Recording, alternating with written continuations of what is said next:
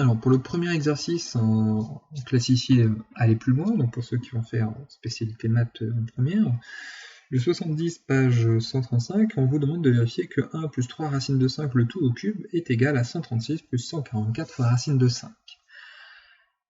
Donc, comment on peut se débrouiller pour calculer ce truc-là à la puissance 3?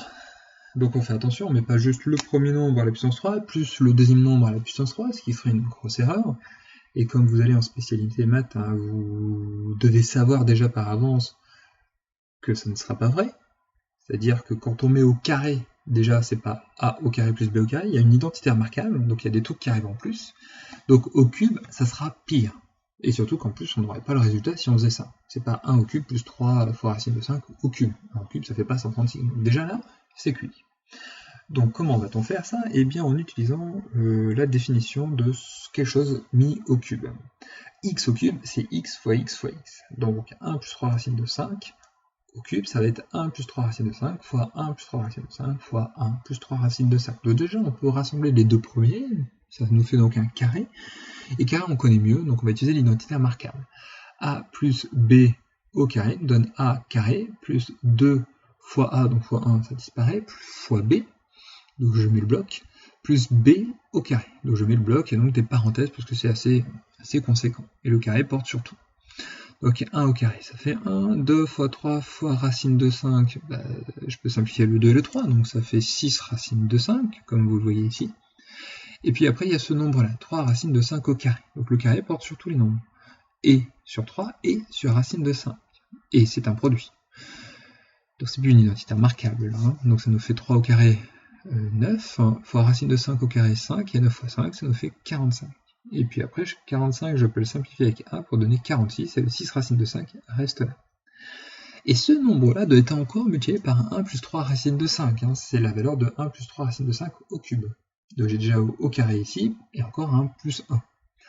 1 plus 3 racine de 5 fois 1 plus 3 racine de 5 fois encore 1 plus 3 racine de 5. Et là, j'ai pas le choix, il n'y a plus d'identité remarquable, mais je vais avoir donc la double distributivité, hein, avec les flèches. Donc 46 fois 1, ça me fait 46. 46 fois 3 racine de 5, autrement dit 46 fois 3 fois racine de 5. Alors c'est pas une distributivité, je ne distribue pas 46 avec 3 et 46 avec racine de 5. Hein, c'est un produit, c'est la même opération. La distribution s'opère quand j'ai une multiplication avec des choses qui sont additionnées ou soustraites, donc des opérations différentes. Donc ça me fait juste 46 fois 3 fois racine de 5, et donc je vais simplifier 46 fois 3, 138. Et donc 138 racine de 5, plus bien 6 racine de 5 fois 1, donc 6 racine de 5, et plus 6 racine de 5 fois 3 racine de 5. Donc je vais faire 6 fois 3 entre eux, racine de 5 avec racine de 5 entre eux, puis le tout, puisque ça va simplifier. 6 fois 3, 18, racine de 5 fois racine de 5, ça me fait 5, et 5 fois donc le nombre que j'ai trouvé, 18, ça fait 90. Donc voilà, il n'y a plus qu'à rassembler. 90 et 46, ça me fait 136. Et puis, là, j'ai 138 racines de 5 plus 6 racines de 5. Donc si ça vous pose problème, eh bien remplacez racine de 5 par x. Donc ça me fait 138x plus 6x. Je sais que je dois additionner le 6 avec le 138. Et ça me fera 138 plus 6, le résultat, x. C'est-à-dire 144x. Et x c'est racine de 5, donc 144 racines de 5. Et mon résultat est déterminé.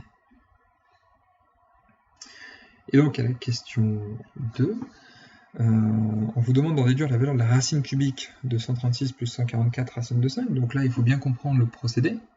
La racine de cubique d'un nombre, c'est le nombre tel que mis au cube, donne ce nombre. Donc, racine cubique de ça, c'est le nombre x tel que x au cube donne ça. Or, ça tombe bien, on l'a trouvé. Puisque quand on met 1 plus 3 racine de 5 au cube, on l'obtient, ce nombre-là. Donc la racine cubique de ça, c'est ça. Et là, c'est franchement pas évident. Sans avoir fait la question avant, on ne sait pas faire cette question-là. On ne peut pas répondre. Alors la calculatrice peut le trouver, hein, mais c'est pas le cas pour nous. Et on termine avec le deuxième exercice pour aller plus loin, le 71. Donc, vous avez cette partie-là qui vous permet de voir à peu près à quoi ça correspond. On vous demande de En fait, l'objectif c'est de déterminer les variations de la fonction cube, donc c'est une démonstration qui ne fait pas partie du programme du cours, mais qui va un peu plus loin. On peut demander un exercice, et donc on vous demande pas mal de choses, et ça permettra de démontrer justement des résultats qui sont demandés. Et donc ça demande un petit peu de concentration, c'est pas si simple que ça. Donc là, eh bien, vous avez un visuel sur les différentes questions qui sont proposées. Donc vous pouvez faire pause, regarder tranquillement, et puis revenir dessus, et si vous avez des questions, eh bien me les poser. Je vous répondrai directement.